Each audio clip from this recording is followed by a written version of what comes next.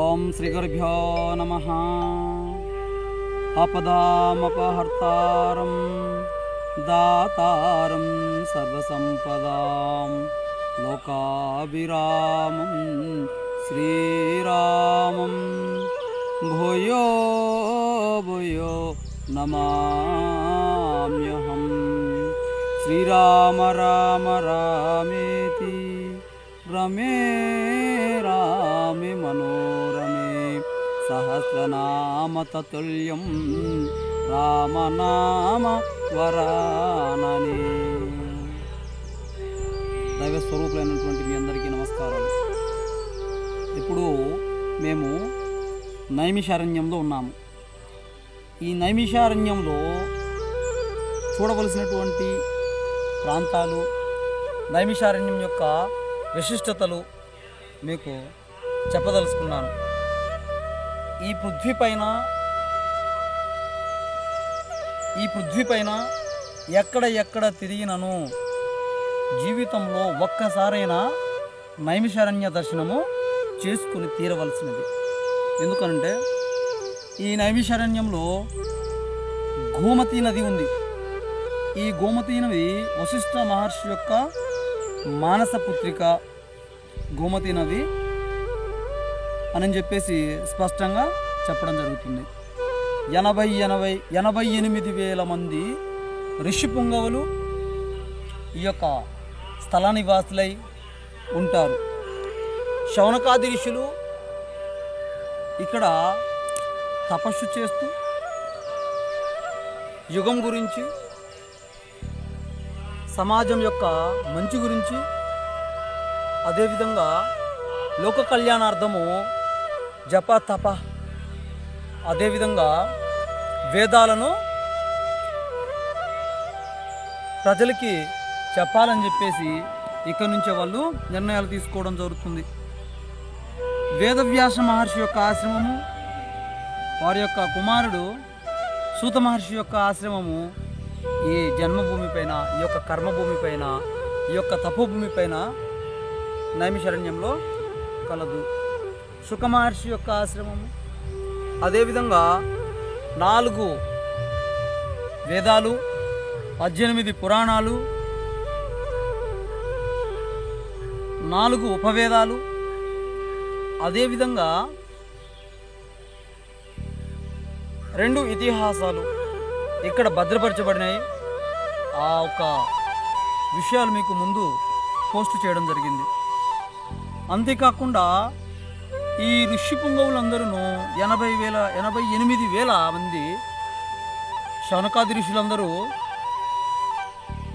విష్ణు యొక్క సన్నిధికి వెళ్ళి, మాకు కలి ప్రభావం లేనటువంటి ప్రాంతము చూపించండి, మాకు అలాంటి యొక్క ప్రాంతాన్ని మాకు కొంత ఇవ్వమని ఋషులందరూ స్వామివారిని ప్రార్థించడం జరుగుతుంది. స్వామివారు సర్వేశ్వరుని సంతకి చేరుండి ఆయన దీనికి పరిష్కార మార్గము చూపెడతారని చెప్పడం వలన ఋషి పుంగవులందరూ సర్వేశ్వరుని వద్దకు వస్తారు. సర్వేశ్వరుని సూచన ప్రకారము సృష్టికర్త అయినటువంటి బ్రహ్మ దగ్గరికి వెళ్ళమని, బ్రహ్మ దగ్గరికి వెళ్ళిన తర్వాత బ్రహ్మ తపోశక్తితోటి తన యొక్క సుచక్రాన్ని చూపించి, ఈ చక్రం వెంబడి వెళ్ళండి, ఇది భూమిపైన ఏ స్థలం పైన పడుతుందో అది అక్కడ కలి ప్రభావము ఉండదు అని స్పష్టంగా చెప్పడం జరిగింది. ఆ తర్వాత ఆ కలి ప్రభావము ఈ చక్రం ఎక్కడైతే ఉందో అక్కడ పడుతుందని చెప్పిన తర్వాత వీరందరూ ఆ చక్రం వెంబడిస్తారు. అది ఇక్కడ నైమిషారణ్యాన్ని ఎంచుకొని, ఈ అరణ్యంలో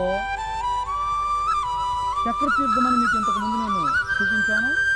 ఆ ప్రాంతంలో ఆ చక్రము పడడం జరుగుతుంది. ఆ చక్రము అతల పాతాల సాతాలమైనటువంటి ఈ యొక్క 7 భూమి కింద ఉన్నటువంటి భాగాలను 6 భాగాలను చుట్టుకుంటూ కిందికి వెళ్ళగా తిరిగి మళ్ళా బ్రహ్మదేవుని ప్రార్థించడం జరుగుతుంది. దానిని ఆపమని ప్రళయం వస్తుందని చెప్పడం జరుగుతుంది. అప్పుడు బ్రహ్మదేవుడు చెప్తారు, అక్కడ ఉన్నటువంటి ఆ ప్రాంతంలో వెలిసి ఉన్నటువంటి శ్రీ లలితాదేవిని ప్రార్థించమని, అమ్మవారి యొక్క కృపా కటాక్షం వలన దాగుతుందని చెప్పడం జరుగుతుంది. వాళ్ళు అమ్మవారిని ప్రార్థించగా 6.5 తలాలు అది చొచ్చుకొని కిందికి పోవడం జరుగుతుంది. అప్పుడు అమ్మవారిని ప్రార్థించగా అమ్మవారు దానిని అక్కడ ఆపడం జరుగుతుంది. ఆ స్థలం నుండి లోపల నుండి, అది ఎంత లోతో ఎవరికి ఇప్పటికీ తెలియదు, ఆ ప్రాంతం నుండి జలం అనేది బయటికి వస్తూ కనిపిస్తూ ఉంటుంది. దానినే చక్రతీర్థం అని అంటారు. ఆ తీర్థంలో మనం స్నానం చేస్తున్నప్పుడు, ఆ తీర్థంలో మనం దిగినప్పుడు మనల్ని సక్రమంలో అంటే క్రమ పద్ధతిలో మనల్ని ఆ నీరే తిప్పుతూ ఉండడం జరుగుతూ ఉంటుంది. అలాంటి మహాతీర్థం కూడాను ఈ యొక్క నైమిషారణ్యంలో కలదు. అదేవిధంగా ఇంద్రునికి బాగా ఇబ్బంది పెట్టి అందరినీ అల్లాడిపిస్తున్నటువంటి విత్ర అనేటువంటి రాక్షస సంహారం కోసము మనిషి యొక్క అతి ఉత్తమమైనటువంటి మనిషి వెన్నెముకతోటి వజ్రాయుధంగా చేసుకొని చంపాలని చెప్పేసి సమయం వచ్చినప్పుడు దధీచ మహాముని యొక్క వెన్నెముక నుంచి ఆయుధాన్ని తయారు చేసుకొని దానినే వజ్రాయుధము అని అంటారు. ఆ దధీచ ముని యొక్క వెన్నెముకతోటి ఆ విత్ర రాక్షసుని సంహారం చేయడము జరుగుతుంది. అది కూడాను ఈ యొక్క నైమిషారణ్యంలో ఆ ప్రాంతం కూడాను కలదు. ఇంతటి అద్భుతమైనటువంటి ఈ ప్రాంతంలో సాక్షాత్తు పుణ్యభూమి, కర్మభూమి అయినటువంటి ఈ యొక్క మహా క్షేత్రమునందు ప్రతి ఒక్కళ్ళు దర్శించుకోగలరు. అంతేకాకుండా మనము ఈ కలి ప్రభావం ఇక్కడ ఉండదు అని చెప్పడానికి ఇంకొక ఉత్తమమైనటువంటి నిదర్శనము, ప్రపంచమంతా కరోనాతోటి అల్లాడుతూ ఉంది. ప్రపంచంలో చిన్న చిన్న ఊర్లు కూడాను కరోనాతోటి బాధపడుతూ ఉంటే, ఈ నైమిషారణ్యానికి 100 కిలోమీటర్లు ఎటు చూసినను ఒక్క కరోనా కేసు కూడా లేదు.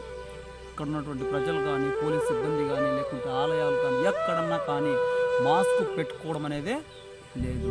లాక్డౌన్ లేనటువంటి ప్రాంతమే ఈ యొక్క నైమిషారణ్యం.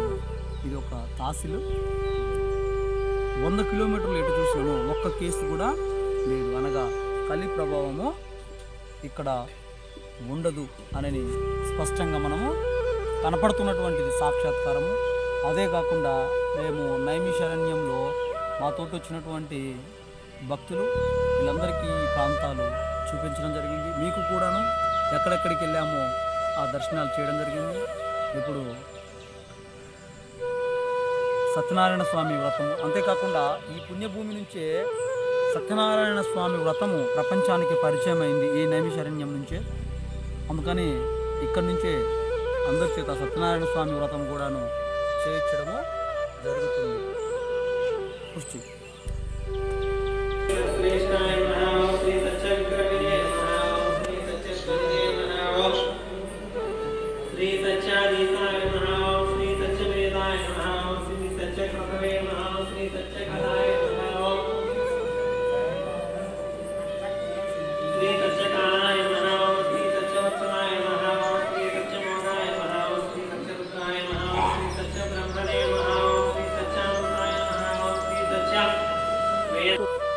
ఇప్పుడు జరుగుతున్నటువంటిది సత్యనారాయణ స్వామి వ్రతాన్ని మీరు తిలకించారు. ఇది మన తెలుగువారు నిర్మించినటువంటి ఆలయము,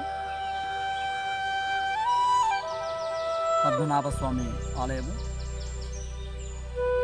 ప్రకృతి రమణీయతతోటి ఏ కాలం చూసినా పచ్చదనంతో నిండి ఉంటూ అణువున కంకర కంకరపై భగవాన్ నాపే ప్రతి ఒక్క అణువున ఇక్కడ భగవంతుడు ఉంటాడు. ప్రతి ఒక్క వృక్షము ఇక్కడ ఋషి పుంగవుల యొక్క సాక్షాత్కారము. ప్రతి ఒక్క వృక్షము, ఏ వృక్షాన్ని చూసినా ఋషి పుంగవుల యొక్క ఆవాసంగా 88,000 మంది ఋషులు నిత్యము ఇక్కడ స్వామివారి యొక్క ధ్యాన స్థితిలో ఉంటారు. ఎంతోమంది ఋషులు, ఎంతోమంది మహానుభావులు ఈ యొక్క నైమిషారణ్యంలో ఉంటారు.